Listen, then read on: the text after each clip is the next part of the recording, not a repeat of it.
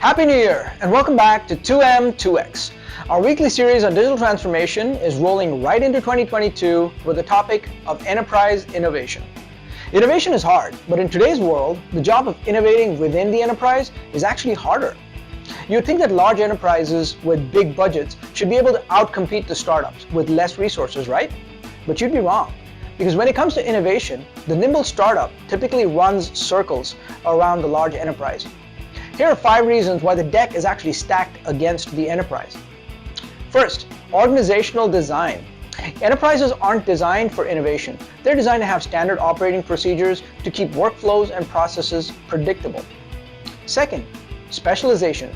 Everyone in a startup wears multiple hats. The CEO is often the CMO or the CTO, and most team members interact with end users on an almost daily basis. But in a large enterprise, roles are so specialized that most employees aren't even allowed to talk to the end user. This inhibits innovation.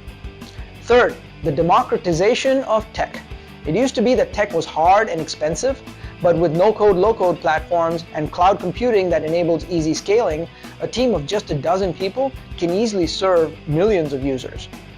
Fourth, integrated markets.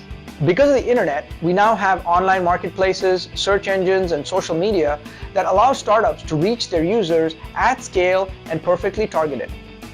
5. Funding. 2020 saw a record amount of capital flow into startups, almost $500 million every single day. And 2021 shattered those records by almost doubling that. So what can enterprises do to stay competitive in this climate? Join us next week for the second part of this conversation on how the enterprise can strike back. See you then.